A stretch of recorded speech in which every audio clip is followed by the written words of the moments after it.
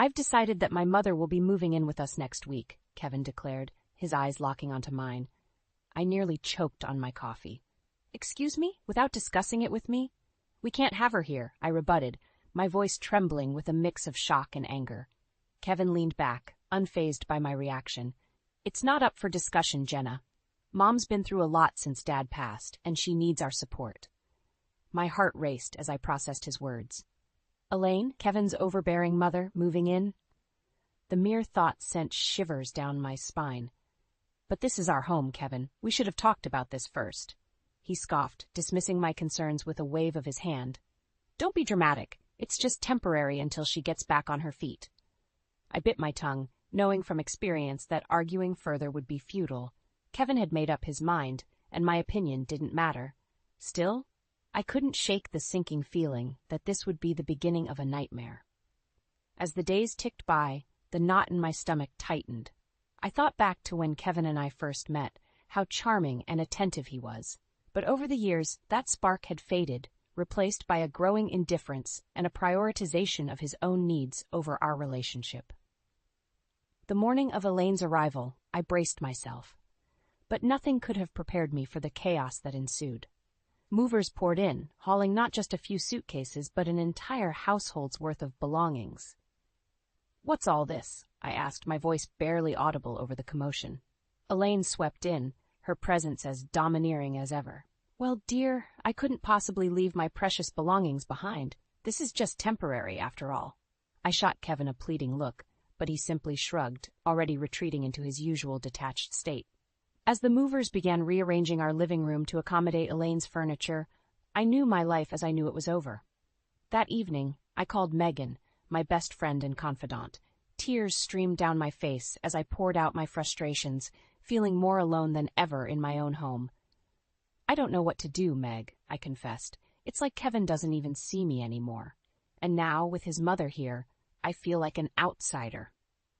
Megan's soothing voice offered little comfort. "You have to stand your ground, Jen. This is your home too, and you can't let them walk all over you." But as the days turned into weeks, Elaine's presence became increasingly suffocating. She took over my kitchen, rearranged my carefully curated decor, and inserted herself into every aspect of our lives. Meanwhile, Kevin's emotional distance grew, and he started spending more and more time away from home, leaving me to fend for myself against his mother's intrusions. With each passing day, Elaine's presence grew more oppressive, her tentacles snaking into every nook and cranny of our once peaceful home. No matter how hard I tried to establish boundaries, she bulldozed right through them, treating our space as her personal kingdom. "Jenna, dear, don't you think these curtains would look better over there?" she'd say, already rearranging my carefully chosen decor without waiting for a response. Kevin, true to form, remained oblivious to my mounting frustrations. Whenever I tried to broach the subject, he'd brush me off with a dismissive, "Mom's just settling in," or "she means well." Meanwhile, his absences from home became more frequent and prolonged. Business trips, he'd claim, but I couldn't shake the nagging suspicion that something more sinister was afoot. One evening, as I pored over our bank statements, a disturbing pattern emerged. Large sums of money, thousands upon thousands, had been steadily disappearing from our joint accounts. My heart raced as I cross-referenced the dates with Kevin's supposed business trips. Desperate for answers, I reached out to an old acquaintance, Greg Wilson, a private investigator with a reputation for discretion. If Kevin was up to no good, Greg would uncover the truth. "I need you to tail my husband," I whispered into the phone, my voice trembling with a mix of fear and determination. "I think he's hiding something from me." Greg agreed without hesitation, and the following weeks were a whirlwind of clandestine meetings and hushed conversations as he fed me crumbs of information. "Your husband's been frequenting some unsavory establishments," he reported one afternoon, sliding a manila envelope across the table. Inside were grainy photographs of Kevin entering a seedy-looking casino, his face obscured but his gait unmistakable. My world shattered in that moment, the realization hitting me like a ton of bricks. Kevin, the man I had once loved and trusted, was gambling away our savings, our future, all while letting his mother infiltrate and undermine our home. Confronting him was an exercise in futility. "You're overreacting, as usual," he sneered, his eyes cold and devoid of remorse. If you can't accept the way things are, then maybe you should leave. The venom in his words stung, but I refused to back down. This was my life, my home, and I would be damned if I let him and his wretched mother take it all away from me. With trembling hands, I dialed Megan's number, my voice thick with unshed tears. "I need your help," I choked out. "Kevin, he's been lying to me, stealing from me, and his mother, she's taken over everything." Megan, bless her soul, didn't hesitate. "Pack a bag and come stay with me," she urged. "We'll figure this out together, I promise." As I stuffed my belongings into a suitcase, a newfound sense of determination washed over me. Kevin and Elaine had crossed a line, and they would pay for their betrayal. This was just the beginning. Elaine's domination of our home only intensified after I moved in with Megan. Like a malignant tumor, she metastasized into every corner, leaving no space untouched by her overbearing presence. "That woman has no boundaries," Megan fumed as I recounted the latest indignity. Elaine had redecorated our bedroom without permission, tossing out cherished mementos in favor of her gaudy knickknacks. I could only nod, the lump in my throat threatening to choke me. Kevin's betrayal cut deeper than any wound, but it was his mother's insidious meddling that twisted the knife. With each passing day, Kevin grew more distant, his visits to the house growing increasingly rare. When he did show up, it was like a ghost drifting through, offering little more than a cursory greeting before disappearing into the night. "Working late," he'd mumble, his eyes downcast, unable to meet my gaze. I knew better. Greg's surveillance had painted a clear picture. Kevin was frittering away our hard-earned savings at underground gambling dens, chasing a thrill that no amount of money could satisfy.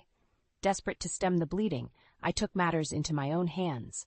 I changed the locks, froze our joint accounts, and even went so far as to cancel Kevin's credit cards. Anything to halt his reckless spending before he bled us dry. Elaine, of course, was apoplectic. "How dare you?" she shrieked, her voice shrill enough to shatter glass. "This is my son's home, and you have no right." For once, I stood my ground, emboldened by the knowledge that I held the moral high ground. "Your son has been lying and stealing from me," I spat back, my words laced with venom. "If he wants back in, he'll have to earn it." Kevin's response was predictable, a flurry of anger and denial, punctuated by the occasional guilt trip. "You're overreacting as always," he sneered. "If you loved me, you'd trust me." But I was done being manipulated. With Megan's unwavering support, I dug in my heels, determined to uncover the full extent of his misdeeds. It was a war of attrition, with Elaine and Kevin launching salvo after salvo of emotional and psychological attacks. But I was no longer the meek, deferential wife they thought they knew. This was my life, my home, and I would fight tooth and nail to protect it. Each night, as I lay awake in Megan's spare room, my mind raced with possibilities. How far had Kevin's deception gone? What other secrets lurked beneath the surface? And, perhaps most pressing of all, how could I make them pay for their betrayal? Revenge, once a fleeting thought, had now taken root, a burning ember that I stoked with each fresh indignity. Kevin and Elaine had awoken a fury within me, and by God, they would reap the whirlwind. As the weeks dragged on, my suspicions about Kevin's financial misdeeds only deepened. Despite my efforts to cut off his access to funds, he always seemed to have a steady stream of cash flowing in, money that couldn't be explained by his legitimate income alone. It was Megan who first pointed out the discrepancies. "Look at this," she said, her brow furrowed as she pored over the bank statements I'd managed to obtain. "These deposits don't add up. There's no way he could be earning this much from his job alone." My heart sank as the realization hit me. Kevin was up to something far more nefarious than mere gambling. He was embezzling, siphoning off money from who knows where to fund his vices and Elaine's extravagant lifestyle. With Megan's help, I dug deeper, combing through financial records and piecing together a paper trail that painted an increasingly damning picture. Kevin had been skimming funds from his company's accounts, using his position as a trusted manager to cover his tracks. The evidence was mounting, but I needed more. I needed irrefutable proof, something that would hold up in court and ensure that Kevin and his wretched mother couldn't weasel their way out of facing the consequences. That's when I turned to Greg again. "I need you to follow the money trail," I instructed, my voice steely with determination. Whatever it takes, we need to know where these funds are coming from and where they're going. Greg didn't disappoint. Through a combination of surveillance and good old-fashioned gumshoe work, he uncovered a web of deceit so intricate, so meticulously constructed, that it left me reeling. Kevin, it seemed, had been running a complex embezzlement scheme for years, funneling money into offshore accounts and using shell corporations to launder the ill-gotten gains. And at the center of it all was Elaine, the puppet master pulling the strings, using her son's greed and her own manipulative ways to bankroll their lavish lifestyle. As the pieces fell into place, a white-hot fury burned within me. These people, the ones who were supposed to be my family, had betrayed me in the most despicable way imaginable. They had stolen from me, lied to me, and tried to strip me of my dignity and self-worth. But not anymore. Clutching the thick dossier of evidence that Greg had compiled, I steeled myself for the confrontation I knew was coming. Kevin and Elaine thought they had me backed into a corner, but they were about to learn just how wrong they were. When they arrived at Megan's apartment, their usual arrogance was on full display. Elaine swept in first, her nose turned up in disdain, while Kevin trailed behind, his hands shoved deep in his pockets. Well, look who finally decided to grace us with her presence. Elaine sneered, her eyes narrowing as she took in my defiant stance. Kevin, ever the smooth talker, tried a different tack. Jenna, please, let's be reasonable here. This has all been a big misunderstanding. I said nothing, simply tossing the dossier onto the coffee table with a loud thud. Reasonable? You want to talk about being reasonable? I spat, my voice dripping with contempt. How about you explain these? As they leafed through the damning evidence, their smug expressions melted away, replaced by a mixture of fear and outrage. For once, they were the ones left speechless, their carefully constructed lies unraveling before their very eyes. The satisfaction I felt in that moment was overwhelming. Finally, after months of torment and gaslighting, the tables had turned. Kevin and Elaine were the ones backed into a corner, their misdeeds laid bare for all to see. And I was just getting started. The look of stunned disbelief on Kevin and Elaine's faces was almost comical, if the situation hadn't been so deadly serious. As they flipped through the damning evidence, their mouths agape, I could practically see the gears turning in their twisted minds, desperately searching for a way to wriggle out of this mess they'd created. But there would be no escape.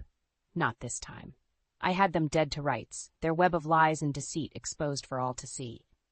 How did you get this? Kevin stammered, his usual smooth demeanor cracking under the weight of the truth. I fixed him with a steely gaze, reveling in his discomfort. Does it matter? The real question is, what are you going to do about it? Elaine, ever the master manipulator, tried a different tack. Jenna, darling, surely we can work something out, she cooed, her voice dripping with false sweetness. This is all just a big misunderstanding. I scoffed, my fury rising like a tidal wave. A misunderstanding? You really expect me to believe that? I spat, gesturing to the damning evidence laid out before us. You've been bleeding me dry for years, living off my hard-earned money while treating me like a doormat in my own home. Kevin's eyes narrowed, his mask of charm melting away to reveal the true monster beneath. Watch your tone, he snarled, his voice low and menacing. You're the one who's been making things difficult, constantly questioning my decisions and undermining my authority. The sheer audacity of his words left me momentarily speechless. Undermining his authority? As if he had any right to wield authority over me, after the way he'd betrayed me time and time again. Megan, bless her soul, stepped in before I could unleash the full force of my fury. I think it's time for you two to leave, she said firmly, her gaze fixed on Kevin and Elaine with barely contained contempt. Elaine opened her mouth to protest, but I cut her off with a sharp gesture.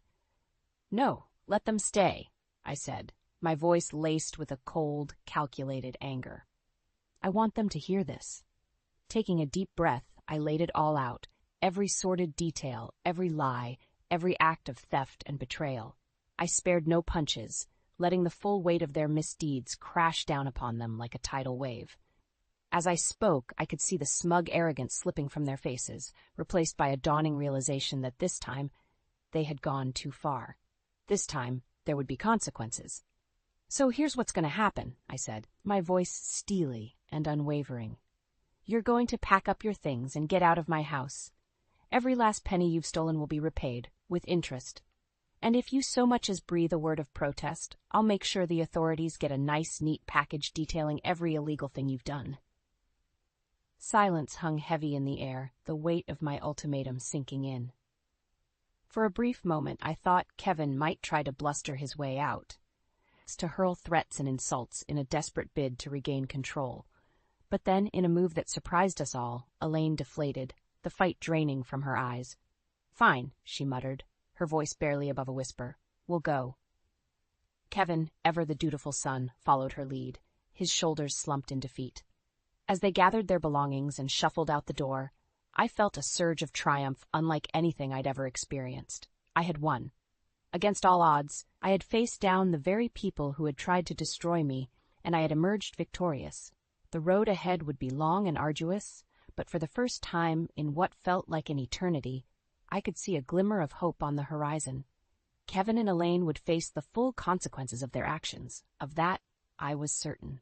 And as for me, well, I was just getting started. With Kevin and Elaine gone, a weight lifted from my shoulders. For the first time in months, I could breathe freely, unburdened by their toxic presence, but my work was far from over. I needed to ensure they faced the full consequences of their actions. Megan, ever the loyal friend, was by my side every step of the way. "We need to gather allies," she said, her brow furrowed in determination. "People who can corroborate your story, who can testify to Kevin's misdeeds." It was a tall order, but Megan was right. If we were going to take down Kevin and Elaine, we needed strength in numbers. And so we began reaching out to anyone who might have witnessed their duplicity firsthand. To my surprise, the responses poured in, a steady stream of people eager to share their own stories of mistreatment at the hands of my former in-laws. Kevin's coworkers, friends, even distant relatives, all had tales to tell of his arrogance, his greed, and his utter disregard for anyone but himself and his precious mother. As the accounts mounted, a picture began to emerge, one of a man so consumed by his own ambition and entitlement that he would stop at nothing to get what he wanted, trampling over anyone who dared stand in his way. With each new revelation, my resolve hardened. These people, these victims, deserved justice as much as I did, and I would be the one to deliver it, no matter the cost. The plan was simple, yet audacious. We would gather our allies, our evidence, and our collective fury and unleash it all in one fell swoop. A public spectacle, a reckoning of sorts, where Kevin and Elaine would be forced to confront the full weight of their misdeeds. The opportunity presented itself in the form of a company gala, a lavish affair that Kevin had once reveled in, strutting about like a peacock in his designer suits and basking in the admiration of his peers. This time, however, the tables would be turned. As the guests arrived, dressed to the nines and sipping champagne, a palpable buzz of anticipation hung in the air. They knew something was afoot, but few could have predicted the bombshell that was about to drop. When the moment was right, I took the stage, my heart pounding in my chest. With Megan and our assembled allies flanking me, I laid it all bare. The lies, the deceit, the embezzlement, and the emotional torment that Kevin and Elaine had inflicted upon us all. The reaction was instant and visceral. Gasps of shock and horror rippled through the crowd, punctuated by the occasional cry of outrage. As I spoke, presenting the meticulously collected evidence, I could see the realization dawning on their faces. The man they had once admired, the man they had trusted, was nothing more than a fraud, a snake in the grass. And then, like a coup de grace, I unveiled the final piece of the puzzle. Video footage, obtained through Megan's resourcefulness, of Kevin and Elaine brazenly spending their ill-gotten gains on lavish vacations and extravagant purchases, all while pretending to be pillars of the community. The silence that followed was deafening, a collective intake of breath as the full scope of their betrayal sank in. And in that moment, I knew we had won. Kevin and Elaine, their faces twisted into masks of rage and humiliation, could do nothing but slink away, their reputations in tatters, their carefully constructed facade crumbling around them. As the dust settled and the crowd dispersed, murmuring in disbelief, I felt a sense of profound catharsis wash over me. The path ahead would be long and arduous, but for the first time in years, I could see a light at the end of the tunnel. Kevin and Elaine would face the legal consequences of their actions, of that I was certain. But more importantly, they would never again be able to inflict their poison on anyone else. Their reign of terror was over, and I, Jenna Taylor, had been the one to bring them to their knees. It was a victory hard won, but oh how sweet it tasted. The fallout from the disastrous gala was swift and merciless. Within days, Kevin had been unceremoniously fired from his cushy corporate job, his reputation in tatters. Elaine, too, found herself cast out from the social circles she had once lorded over, her name now synonymous with greed and deceit. As for me, I watched their downfall with a mixture of satisfaction and grim determination. This was just the beginning. The first step in holding them accountable for the pain and suffering they had inflicted upon me and so many others. With the evidence we had painstakingly gathered, it was only a matter of time before the legal system caught up to them. My lawyer, a bulldog of a woman named Samantha, wasted no time in filing charges for embezzlement, fraud, and a host of other white-collar crimes. They'll try to wriggle their way out of this. You know, Samantha warned me, her steely gaze fixed on the mountain of documentation before us. People like them always do. They'll plead ignorance, shift blame, anything to avoid taking responsibility. I nodded grimly, my jaw set. Then we'll be ready. We'll make sure they can't escape the consequences of their actions, not this time. True to Samantha's prediction, Kevin and Elaine fought like cornered animals, deploying every legal maneuver and underhanded tactic in their arsenal. But we were prepared, our case airtight and our resolve unshakable. As the legal proceedings dragged on, I took a perverse pleasure in watching their once lavish lifestyle crumble around them. The fancy cars, the designer clothes, the ostentatious jewelry, all of it was slowly stripped away, piece by piece, as their assets were seized and their ill-gotten gains clawed back. Elaine, in particular, seemed to take the loss of her material trappings the hardest. I'll never forget the look of abject horror on her face as the movers carted away her precious antiques and curios, the very things she had prioritized over basic human decency. "You'll pay for this, you ungrateful wretch," she screeched at me, her eyes wild and her perfectly coiffed hair askew. "You've ruined us, destroyed everything we built." I met her vitriol with a steely calm unbowed by her theatrics. "You did this to yourselves," I replied, my voice level. All I did was expose the truth.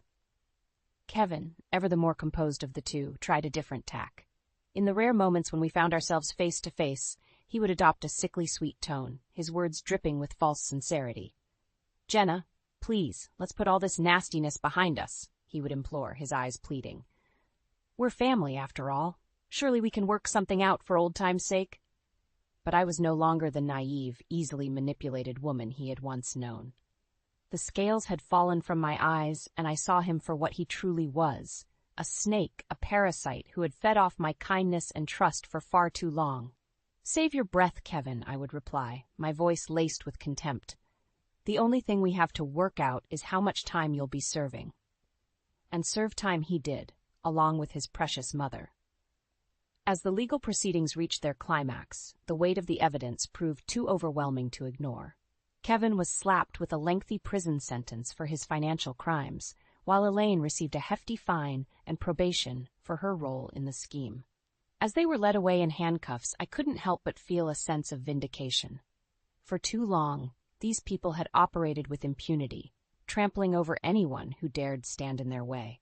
But no more. They had finally been brought to heel, their lofty airs and delusions of grandeur shattered. It was a bittersweet victory, to be sure. The scars they had inflicted upon me would never fully heal, and the months of anguish and betrayal could never be undone. But in that moment, as I watched them being hauled off to face the consequences of their actions, I knew that I had emerged from this ordeal stronger, more resilient, and more determined than ever before. Kevin and Elaine had tried to break me, but in the end, it was I who had broken them. With Kevin and Elaine finally behind bars, a weight lifted from my shoulders. The long, arduous battle had taken its toll, but I had emerged victorious. Battered, perhaps, but unbroken. As I stood in the spacious living room of my new apartment, surveying the sleek minimalist decor, I couldn't help but marvel at how far I'd come. This fresh start, this sanctuary of my own making, was a testament to my resilience, a tangible reminder that I had reclaimed control of my life. The road here had been paved with hardship and heartache, but also with the unwavering support of those who truly mattered. Megan, my rock through it all, had been by my side every step of the way, offering her steadfast friendship and sage advice whenever the doubts crept in. And then there was Scarlett, my cousin, whose generosity had made this new beginning possible. When she'd heard of my plight, she hadn't hesitated to offer me the keys to this stunning high-rise apartment, a sanctuary far removed from the toxic memories of my former life. "Consider it a fresh start," she had insisted, her eyes shining with a mixture of pride and concern. "You've been through hell, Jenna. It's time you had a place of your own, a place where you can heal and rebuild." As I unpacked the final box, carefully arranging my cherished mementos on the sleek shelves, I couldn't help but reflect on the long, winding path that had brought me here. The betrayal, the anguish, the all-consuming fury, it had all been worth it, if only to arrive at this moment of hard-won peace. Of course, not everyone had been so fortunate. Kevin and Elaine, those architects of my suffering, were now behind bars, their grand delusions of wealth and status reduced to a distant memory. From what I'd heard through the grapevine, their fall from grace had been steep and unforgiving. Kevin, once the smooth-talking corporate climber, had been reduced to a hollow shell of a man, his bravado evaporating in the harsh reality of prison life. Elaine, too, had found herself adrift, her once formidable social standing decimated by the revelations of her misdeeds. A small, petty part of me relished in their misery, reveled in the knowledge that they were finally getting a taste of the pain and humiliation they had so callously inflicted upon me and others. But as the days turned into weeks, that vindictive urge faded, replaced by a sense of weary acceptance. They had been the masters of their own undoing, their greed and hubris ultimately proving to be their downfall. As for me, I had emerged from the crucible tempered and anew, ready to forge a life truly worth living. The housewarming party that Megan had insisted on throwing was a testament to just how far I'd come. As I surveyed the gathered crowd of friends, old and new, I was struck by the outpouring of love and support. "To Jenna," Megan declared, raising her glass in a toast, "the strongest, most resilient woman I know. You've been through hell and back, but you never gave up. You never let the bastards grind you down." A chorus of cheers and laughter erupted, buoying my spirits and filling me with a warmth I hadn't felt in years. These people, these wonderful, caring individuals, were my true family, the ones who had stood by me when the chips were down, who had believed in me even when I had doubted myself.